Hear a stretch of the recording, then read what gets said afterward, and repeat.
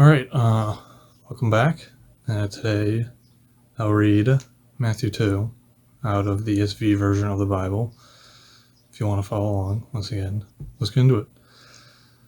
All right, this chapter starts off being called The Visit of the Wise Men. Now, after Jesus was born in Bethlehem of Judah in the days of Herod the king, behold, wise men from the east come to Jerusalem, saying, Where is he who has been born King of the Jews? For he saw his star when it rose, and have come to worship him. When Herod the king heard this, he was troubled, and all Jerusalem with him. And assembling all the chief priests and scribes of the people, he inquired of them where the Christ was to be born. They told him, In Bethlehem of Judah, for so it is written by the prophet. And you, O Bethlehem, in the land of Judah, are by no means least among the rulers of Judah. For from you shall come a ruler, and will shepherd my people Israel. Then Herod summoned the wise men secretly, and ascertained from them what time the star had appeared. And he sent them to Bethlehem, saying, Go and search diligently for the child, and when you have found him, bring me word, and I too may come and worship him. After listening to the king, they went on their way, and behold, the star that they had seen when it rose went before them, until it came to rest over the place where the child was. When they saw the star, they rejoiced exceedingly with great joy.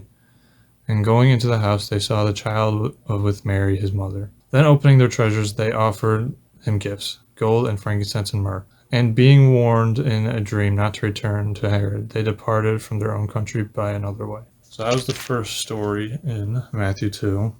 And it's just the visit of the wise men. Simple story. Again, I feel like very, very well-known story of the wise men visiting Jesus.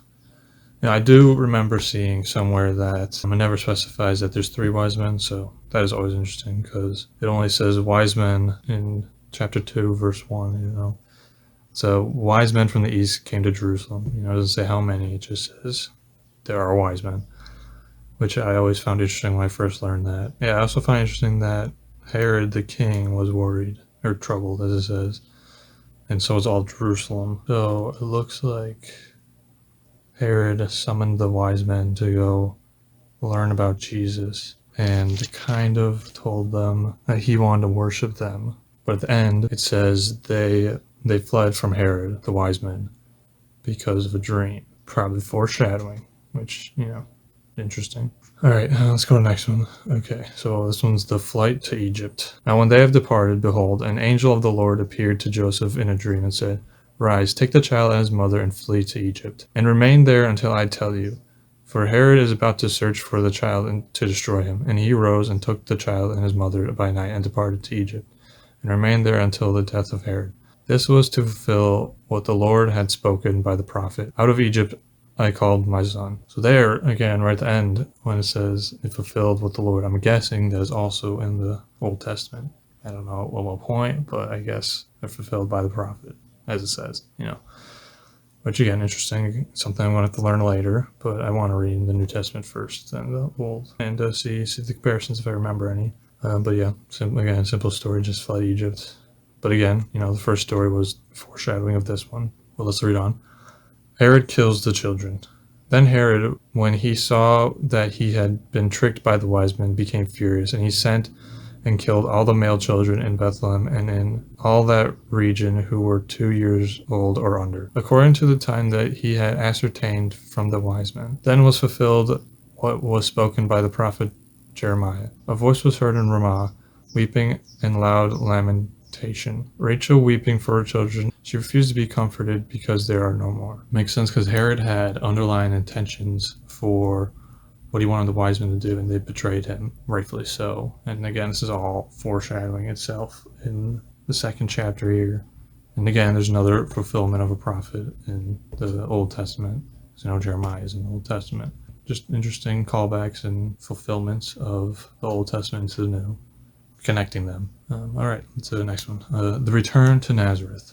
But when Herod died, behold, an angel of the Lord appeared in a dream to Joseph in Egypt, saying, Rise, take the children and his mother, and go to the land of Israel, for those who sought the children's life are dead. And he rose and took the child and his mother, and went to the land of Israel. But when he heard that Archelaus was reigning over Judea in place of his father Herod, he was afraid to go there. Being warned in a dream, he withdrew to the district of Galilee, and he went and lived in the city called Nazareth, so that what was spoken by the prophets may be fulfilled, and he would be called a Nazarene. That's the end of chapter 2. I think those are also very well-known stories.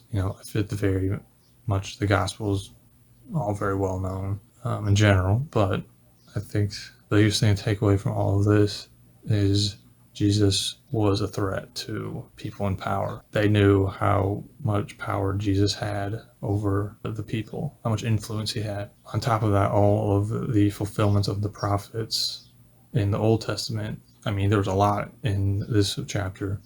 There's 3 at least, I'm pretty sure, maybe 4. It's very reminiscent of Jesus' life going further, being that he is always sought after in negative, I guess, negative and positive light. This is very much both telling of the wise men who saw him off in a positive way, and the King Herod, who saw him out in a negative way. He killed all the children under 2 in his kingdom just to try to kill Jesus. Like when it says up in chapter 2 and 8, when he wanted the wise men to go search for them, he said he wanted to go worship him too, but obviously he didn't. They knew where Jesus was and where he was being born, and I guess what time he was born at. So that's why King Herod, killed the children. Jesus moved all over the place. Where was he born first? He was born in Bethlehem, but he grew up in the city of Nazareth, being called Nazarene and fulfilling the prophet. So it's very much a transitional part, it seems like, of Jesus' story, especially when he was young. But it also shows the importance of Jesus in general and how everybody saw him at the time, because it says here in chapter 2 of 3, when Herod the king heard this, he was troubled, and all Jerusalem with him. So everybody was worried about Jesus. I do want to look up another translation of part 8 in there, because I want to see if he always says he wants to worship him. Okay, it does seem like he wanted to worship him. It does seem to be like his conniving ways, I guess. There's deceit towards the wise men. And every other version I'm seeing, it's worship him. He said, I want to worship him. It seems very straightforward, but I like to look at other stuff, see if it helps me understand better. That's about it. The biggest takeaway was Jesus was clearly important, and a lot of people feared him when he was young, but God had a plan for him and was able to tell Joseph and the wise men what to do. See you tomorrow.